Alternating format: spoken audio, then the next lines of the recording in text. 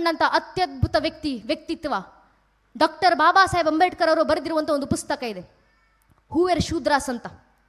ಆ ಹೂವೆರ್ ಶೂದ್ರಾಸ್ ಎಂಬ ಪುಸ್ತಕದ 4ನೇ ಅಧ್ಯಾಯ ಇದೆ, ಆರ್ಯನ್ಸ್ ವರ್ಸಸ್ ಶೂದ್ರಾಸ್ ಅಂತ. ಪುಸ್ತಕವನ್ನು ಓದಿ ನೋಡಿ, ಕನಿಷ್ಠ ಪಕ್ಷ ಆ 4ನೇ ಅಧ್ಯಾಯ ಓದಿ ನೋಡಿ. 4ನೇ ಅಧ್ಯಾಯ ಆರ್ಯನ್ಸ್ ವರ್ಸಸ್ ಶೂದ್ರಾಸ್ ಎಂಬ ಅಧ್ಯಾಯದಲ್ಲಿ ಸ್ಪಷ್ಟವಾಗಿ ಬಾಬಾ ಸಾಹೇಬರು ಉಲ್ಲೇಖ ಮಾಡಿ ಹೇಳ್ತಾರೆ, ಆರ್ಯ ದ್ರಾವಿಡ ಎಂಬ ಥಿಯರಿಯನ್ನು ಒಪ್ಕೊಳ್ಳಿಕ್ಕೆ ಸಾಧ್ಯವೇ ಇಲ್ಲ. It fails in every point of inspection. ನೀವು ಯಾವ ಸೂತ್ರದಲ್ಲಿ ಹುಡುಕಿದ್ರು ಆರ್ಯನ್ ಇನ್ವೇಷನ್ ಥಿಯರಿ ಸೋಲುತ್ತೆ. ಆರ್ಯನ್ ಇನ್ವೇಷನ್ ಥಿಯರಿ ಎಂಬುದು ಕಟ್ಟುಕತೆ ಅಂತ ಬಾಬಾ ಸಾಹೇಬ್ ಅಂಬೇಡ್ಕರ್ ಅವರು ದಾಖಲಿಸಿ ಹೇಳಿರುವಂಥ ಮಾತು. ಇದನ್ನು ತಿಳಿಸ್ಬೇಕಲ್ವ ನಮ್ಮ ಮಕ್ಕಳಿಗೆ, ಮುಂದಿನ ಪೀಳಿಗೆಗೆ, ನಮ್ಮ ಸಮಾಜಕ್ಕೆ ಯಾವತ್ತೂ ತಿಳಿಸುವಂಥ ಪ್ರಯತ್ನವನ್ನು ಮಾಡೋದು. ನಾವು ಜಾಗೃತರಾದಾಗ ನಮ್ಮ ಮೇಲೆ, ಸನಾತನ ಧರ್ಮದ ಮೇಲೆ ಒಂದಾದ ನಂತರ ಒಂದು ಪ್ರಶ್ನೆಗಳು ಬರ್ತಾವೆ, ವೈಚಾರಿಕ ದಾಳಿಗಳಾಗ್ತಾವೆ. ನೀವು ಒಂದು ಜಾತಿಯವರನ್ನ ಕೆಟ್ಟದಾಗಿ ನೋಡ್ಕೊಂಡಿದ್ದೀರಾ, ದಬ್ಬಾಳಿಕೆಗಳನ್ನೇ ಮಾಡಿದ್ದೀರಾ, ನಿಮ್ಮ ವೇದಗಳ ಪುರುಷ ಸೂಕ್ತದಿಂದ ಹಿಡಿದು ಎಲ್ಲೆಡೆ ದಬ್ಬಾಳಿಕೆಯನ್ನು ಮಾಡಿದರೆ ಹೇಳ್ತಾರಲ್ಲ, ಸ್ವಾಮಿ ದೇವಸ್ಥಾನಕ್ಕೆ ಹೋಗ್ತೀರಾ, ಬಹಳ ಉದಾಹರಣೆ ಬೇಡ. ಪ್ರತಿಯೊಬ್ಬ ಹಿಂದೂ ದೇವಸ್ಥಾನಕ್ಕೆ ಹೋಗ್ತೀವಿ. ದೇವಸ್ಥಾನಕ್ಕೆ ಹೋದಾಗ, ನೀವು ವೈಷ್ಣವ ದೇವಸ್ಥಾನಕ್ಕೆ ಹೋದಾಗ, ರಾಮಾನುಜರ ವಿಶೇಷ ಪಂಥದಿಂದ ಬಂದಂಥ ದೇವಸ್ಥಾನಗಳಲ್ಲಿ ನಿಮ್ಮ ತಲೆ ಮೇಲೆ ಒಂದು ಕಿರೀಟ ಸ್ವರೂಪದಲ್ಲಿ ಇಡ್ತಾರೆ. ಶಠಾರಿ ಅಂತ ಕರೀತಾರೆ ಅದನ್ನು, ಆಶೀರ್ವಾದಕ್ಕೆ ಅಂತ ಇಡುವಂಥದ್ದು. ಈ ಶಠಾರಿಯನ್ನು ನೋಡಿದ್ರೆ ಮೇಲ್ಗಡೆ 2 ಪಾದಗಳಿರ್ತವೆ, ಕೆಳಗೆ ಒಂದು ಆಕಾರ ಇರುತ್ತೆ. ಈ ಪಾದಗಳು ಭಗವಂತನದ್ದು, ಕೆಳಗಿರುವಂಥ ಆಕಾರ ಯಾರದ್ದು ಗೊತ್ತೇ? ಕಿರೀಟಪ್ರಾಯವಾದಂಥ ಆಕಾರ ನಮ್ಮಾಳ್ವಾರೆಂಬುವರದ್ದು. ನಮ್ಮಾಳ್ವಾರೆಂಬುವರು ನಾವು ಈಗ ಹೇಳುವಂಥ ಪರಿಶಿಷ್ಟ ಜಾತಿಗೆ ಸೇರಿದಂಥವರು. ವೇದಾಂತ ದೇಶಿಕ ಅವರು ಉಲ್ಲೇಖ ಮಾಡ್ತಾರೆ, ನಿತ್ಯಂ ಮಣಿಪಾದುಕಾಭ್ಯಾಂ ತದೋಯವ ಶಠಾರೈತಿ. ಶಠಾರಿಯನ್ನು ಏನಕ್ಕೆ ಧರಿಸೋದು? ಭಗವಂತನ ಪಾದಗಳಿಂದ ಹೊರಹೊಮ್ಮಿ ಬಂದಂಥ ಆ ನಮ್ಮಾಳ್ವಾರವರನ್ನು ದಿನನಿತ್ಯ ಪ್ರತಿಯೊಬ್ಬ ಹಿಂದೂ ತಲೆ ಮೇಲೆ ಹೊತ್ತುಕೊಂಡು, ನಿಮಗೆ ಇರುವಂಥ ಜ್ಞಾನವನ್ನು ನಮಗೆ ದಾರಿ ಎರೆದು ಕೊಡಿ, ಭಗವಂತನ ಆಶೀರ್ವಾದ ಭಗವಂತನಿಂದ ಬೇಡದ್ರೆ ಆಗೋದಿಲ್ಲ, ನಿಮ್ಮ ಮೂಲಕ ಆಶೀರ್ವಾದ ಬರಲಿ ಅಂತ ಭಗವಂತನ ಹತ್ರ ಕೇಳಿಕೊಳ್ಳಲಿಕ್ಕೆ ನಮ್ಮಾಳ್ವಾರ, ಪರಿಶಿಷ್ಟ ಜಾತಿನಲ್ಲಿ ಹುಟ್ಟಿ ಬಂದಂಥ ನಮ್ಮಾಳ್ವಾರವರ ಪಾದುಕೆಯನ್ನು ದಿನಾ ತಲೆ ಮೇಲೆ ಹೊತ್ತುಕೊಂಡು, ಬ್ರಾಹ್ಮಣಿನಿಂದ ಹಿಡಿದು ವೈಶ್ಯ ಶೂದ್ರ ಕ್ಷತ್ರಿಯನವರೆಗೂ ಎಲ್ಲರೂ ತಲೆ ಮೇಲೆ ಹೊತ್ತುಕೊಂಡು ಓಡಾಡಬೇಕು ಅಂತ ದೇವಸ್ಥಾನದಲ್ಲಿ ನಮಗೆ ಹಾಕೊಟ್ಟೋದಂಥ ಪರಂಪರೆ. ಎಲ್ಲಿ ಬಂತು ವ್ಯವಸ್ಥೆ? ತಪ್ಪುಗಳಿದ್ದಾವೆ. ನಮ್ಮ ತಪ್ಪು ಏನು ಗೊತ್ತಾ? ಸನಾತನ ಹಿಂದೂ ಧರ್ಮದ್ದು, we are experts in washing a dirty clothes in front of the public. ಜಗತ್ತಿನ ಮುಂದೆ ನಿಂತ್ಕೊಂಡು ಹೇಳೋದು ನಾವು, ನಮ್ದಲ್ಲಿ ಇಷ್ಟು ಸಮಸ್ಯೆ, ಧರ್ಮದಲ್ಲಿ ಇಷ್ಟು ಒಡಕು. ಜಗತ್ತಿನ ಮುಂದೆ ಹೇಳಿ ಏನು ಉಪಯೋಗ ಸ್ವಾಮಿ? ನೀನು ಬದಲಾವಣೆ ತರಬೇಕಾ? ನಿನ್ನ ಸಮಾಜದಲ್ಲಿ ಬದಲಾವಣೆಯನ್ನು ತನ್ನಿ.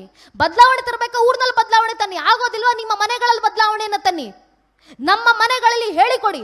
ಇದನ್ನು ಬಿಟ್ಟು ಹೊರಗೆ ನಿಂತ್ಕೊಂಡು ಜಗತ್ತಿನ ಮುಂದೆ ಯಾವುದೋ ವಿದೇಶದ ಭೂಮಿಯಲ್ಲಿ ನಿಂತ್ಕೊಂಡು ದೇಶದಲ್ಲಿ ಇಷ್ಟು ಸಮಸ್ಯೆಗಳಾಗ್ತಿದ್ದಾವೆ, ಹಿಂದೂ ಧರ್ಮದಲ್ಲಿ ಇಷ್ಟು ಸಮಸ್ಯೆ, ಏನು ಉಪಯೋಗ ಅದರಿಂದ? ಏನು ಆರ್ಟಿಕಲ್ಸ್ ಮೇಲೆ ಆರ್ಟಿಕಲ್ಸ್ ಬರೆಯೋರು ನಮ್ಮ ಭಾರತೀಯರು, ಹಿಂದೂಗಳು. ಆರ್ಟಿಕಲ್ಸ್ ಓದಿ ನೋಡಿ, ಒಂದಿಷ್ಟು ಬರ್ತಾವೆ. ಈ ಆರ್ಟಿಕಲ್ಸ್ ಬರೆಯೋರು ಯಾರು ಗೊತ್ತಾ? ಅಂಕಣರು. ಹಿಂದೂ ಧರ್ಮದ ವಿರುದ್ಧವಾದಂಥ ಅಂಕಣಗಳು ಹಿಂದೂಗಳೇ. ಹಿಂದೂ ಧರ್ಮದ ಪರವಾಗಿರುವಂಥ ಅಂಕಣಗಳನ್ನು ಓದಬೇಕಂದ್ರೆ ನೀವು ಯೂನಿವರ್ಸಿಟಿ ಆಫ್ ಕೊಲಂಬಿಯಿಂದ ತರಿಸ್ಕೊಳ್ಬೇಕು, ಯೂನಿವರ್ಸಿಟಿ ಆಫ್ ಆಕ್ಸ್ಫರ್ಡ್ ಇಂದ ತರಿಸ್ಕೊಳ್ಬೇಕು. ಸನಾತನ ಹಿಂದೂ ಧರ್ಮದ ಹಿರಿಮೆ ವಿದೇಶಿಗರು ಅರ್ಥ ಮಾಡ್ಕೊಂಡಿದ್ದಾರೆ. ಸನಾತನ ಹಿಂದೂ ಧರ್ಮದ ಬಗ್ಗೆ ಕೊಂಕು ತೆಗೆಯುವ ಮಾತನ್ನು ಹಿಂದೂಗಳೇ ಆಡ್ತಿದ್ದಾರೆ. ಇದು ನಮ್ಮ ದೌರ್ಭಾಗ್ಯ. ಇದರಿಂದಲೇ ಹೊಡಿತಿರೋದು ಧರ್ಮ. ಇದು ಸಣ್ಣ ಮಾತು ಅಂತ ನಾವು ಅಕಸ್ಮಾತ್ ಅಂದ್ಕೊಂಡ್ರೆ, ಒಂದು ಉದಾಹರಣೆಯನ್ನು ಕೊಡ್ತೀನಿ.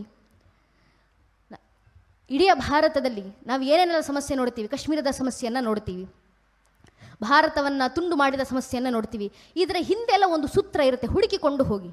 ಸೂತ್ರ ಯಾವುದು ಅಂತ.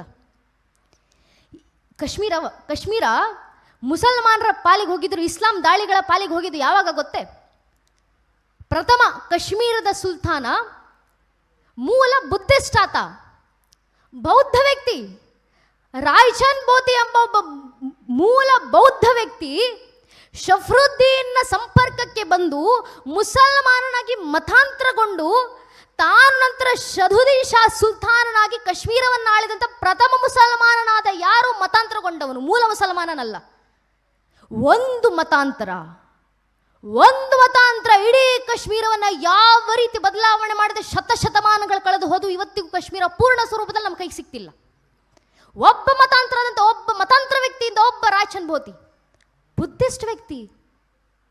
ನಾವು ಹೇಳ್ತೀವಲ್ಲ, ಮತಾಂತರ ಆಗಲಿಕ್ಕೆ ಬಿಡಬೇಡಿ, ಜಾಗೃತರಾಗಿ. ಏನಕ್ಕೆ ಹೇಳೋದಂದ್ರೆ ಈ ಕಾರಣಕ್ಕೆ, ಒಂದು ಪ್ಯಾಟ್ರನ್ ಇದೆ. ಇತಿಹಾಸ ಒಂದು ವಿಷಯವನ್ನು ಕಳಿಸ್ಕೊಡುತ್ತೆ. If you learn history you will understand that no one learns from history. ಇತಿಹಾಸ ಓದಿದ್ರೆ ಅರ್ಥ ಆಗೋದು ಇತಿಹಾಸವನ್ನು ಯಾರು ತಿಳ್ಕೊಳ್ಳಲ್ಲ ಅಂತ. History keeps repeating itself. ಆಗ್ತಾನೆ ಇರುತ್ತೆ ಇತಿಹಾಸದಲ್ಲಿ. ನಾವು ತಿಳಿದುಕೊಳ್ಳಲಿಲ್ಲ, ನಾವು ಬದಲಾಗಲಿಲ್ಲ. ಒಂದು ಮತಾಂತರ ದೇಶ, ಅದಕ್ಕೆ ವಿವೇಕಾನಂದ ಹೇಳಿದ್ರು, ಒಬ್ಬ ವ್ಯಕ್ತಿ ಹಿಂದೂ ಧರ್ಮದಿಂದ ಮತಾಂತರ ಆಗ್ತಿದ್ದಾನೆ ಅಂದ್ರೆ ಹಿಂದೂ ಧರ್ಮದ ಸಂಖ್ಯೆ ಕಡಿಮೆ ಆಯಿತು ಅಂತಲ್ಲ, ಹಿಂದೂ ಧರ್ಮದ ವಿರೋಧಿಗಳ ಸಂಖ್ಯೆ ಹೆಚ್ಚಾಗ್ತಿದೆ ಅಂತ ಅರ್ಥ. ಜಾಗೃತರಾಗಿ ಅಂತ ವಿವೇಕಾನಂದರು ಒಂದು ಕಾಲದಲ್ಲಿ ಹೇಳಿದಂಥ ಮಾತು ಅರ್ಥ ಮಾಡ್ಕೊಳ್ಬೇಕು ನಾವಿದನ್ನ. ಒಬ್ಬ ವ್ಯಕ್ತಿ ಮತಾಂತರದ ಪರಿಣಾಮ ಏನಾಯಿತು? ಮಕ್ಕಳಿಗೆ ಕೊಡುವಂಥ ಶಿಕ್ಷಣದ ಮೂಲಕ ಎಂತೆಂಥ ಬದಲಾವಣೆಯನ್ನು ತರಬಹುದು. ಒಂದೊಂದು ವಿಚಾರಗಳು ಮಕ್ಕಳ ಕಿವಿಗೆ ಬಿದ್ದಂಥ ಸಂದರ್ಭದಲ್ಲಿ ಇಡೀ ಟೂ ನೇಷನ್ ಥಿಯರಿ ಹುಟ್ಕೊಂತಲ್ಲ, ನಾವು ಕೈ ತೋರಿಸ್ತೀವಿ ಜಿನ್ನಾನ ಕಡೆ. ಜಿನ್ನ ತಂದಿದ್ದು ಅಲ್ಲ, ಅಟರ್ ನಾನ್ಸೆನ್ಸ್. ಜಿನ್ನ ಅಲ್ಲವೇ ಅಲ್ಲ. ಅವನ ಹಿಂದೆ ಮೊದಲ ಬಾರಿಗೆ ಭಾರತದಲ್ಲಿ ಟೂ ನೇಷನ್ಸ್ ಥಿಯರಿನ ತಂದಂಥವ್ರು ಯಾರು? ಅಹಮದ್ ಖಾನ್ ಅಲ್ವಾ? ಸೈಯದ್ ಅಹಮದ್ ಖಾನ್. ಅಲಿಗರ್ ಮೂವ್ಮೆಂಟ್ ಹಿಂದೆ ಇದ್ದಂಥ mind, the mind behind Aligarh movement. Syed Ahmad Khan ಪ್ರಥಮ ಬಾರಿಗೆ ಟೂ ನೇಷನ್ ಥಿಯರಿಯ ಪ್ರಸ್ತಾವವನ್ನು ಮಾಡಿದ್ದು ಯಾವ ವರ್ಷದಲ್ಲಿ ಗೊತ್ತೇ? 1947ರಲ್ಲ, 1885ರಲ್ಲಿ, 1885ನಲ್ಲಿ ಶುರುವಾದಂಥದ್ದು. ಯಾವ ಕಾರಣದಿಂದ? ಆತ ಪಡೆದಂಥ ಶಿಕ್ಷಣದ ಕಾರಣದಿಂದ. ಅದನ್ನು ಶಿಕ್ಷಣ ಅಂತ ಕರಿಬೇಕು ಇಲ್ವೋ ಗೊತ್ತಿಲ್ಲ. ಒಂದು ಸಂಸ್ಥೆ ಡೆಲವಾಯಿಯತ್ ಸ್ಕೂಲ್ ಆಫ್ ಥಾಟ್ ಇಂದ ಬಂದಿದ್ದಂಥ ಒಬ್ಬ ವ್ಯಕ್ತಿ ಚಿಕ್ಕಂದಿನಲ್ಲಿ ಪಡೆದಂಥ ಒಂದು ಶಿಕ್ಷಣ ಪರಿಣಾಮ ಇಡೀ ದೇಶವನ್ನು ಮುಂದೆ ಭಗ್ನಗೊಳಿಸ್ತು. ಸಣ್ಣದಾಗಿ ಶುರುವಾದಂಥ ಕ್ರಾಂತಿಗಳು ಸಣ್ಣದಾಗಿ ಹತ್ತುಕೊಳ್ಳುವಂಥ ಒಂದು ಸ್ಪಾರ್ಕ್, ಒಂದು ಜ್ವಾಲೆಯಾಗಿ ಪರಿಣಮಿಸಬಲ್ಲದು ದೇಶವನ್ನು ಒಡಿಲಿಕ್ಕೆ. ಅದನ್ನು ಅರ್ಥ ಮಾಡ್ಕೊಳ್ಬೇಕು ನಾವು. Macaulay as one in his objective ಹೇಳಿ ಹೋಗಿದ Macaulay, I will create brown skin Indians within a century succeeded in that. Brown skin Indians ತಯಾರಾಗಿದ್ದಾರೆ. ನಮ್ಮ ವಸ್ತ್ರವನ್ನು ಧರಿಸಲಿಕ್ಕೆ ನಮಗೆ ಅವಮಾನ. ನನ್ನ ತಂದೆ ಆಟೋ ಚಾಲಕರು, ರಿಕ್ಷಾ ಡ್ರೈವರ್ ನಮ್ಮಪ್ಪ.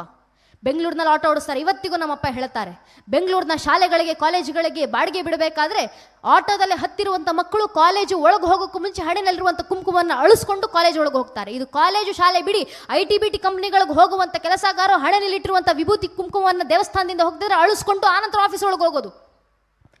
ಯಾಕಿದು? ಯಾಕೆ ಇನ್ಫೀರಿಯಾರಿಟಿ ಕಾಂಪ್ಲೆಕ್ಸ್? ಕಾರಣ ಇಷ್ಟೇ, ಮನೆಯಲ್ಲಿ ಜಾಗೃತಿಯ ಕೊರತೆ. ಕೊನೆಗೊಂದು ಮಾತು ನನ್ನ ನೆಚ್ಚಿನ ಬಂಧುಗಳೇ, ಜಾಗೃತಿಯ ಕೊರತೆಯಿಂದ ಇಷ್ಟೆಲ್ಲ ಆಗ್ತಿರೋದು. ಜಾಗೃತಿ ಮೂಡಿಸಿ. ಏನಕ್ಕೆ ಹಣೆಗೆ ಕುಂಕುಮ ಇಡ್ತೀವಿ? ಏನಕ್ಕೆ ಹಣೆಗೆ ವಿಭೂತಿ ಇಡ್ತೀವಿ? ಏನಕ್ಕೆ ತಿಲಕ? ಏನಕ್ಕೆ ಸಿಂಧೂರ? ಸಿಂಧೂರದ ಸಂಕೇತವೇನು ಹೇಳ್ಕೊಡ್ಬೇಕಲ್ವ ಮಕ್ಕಳಿಗೆ.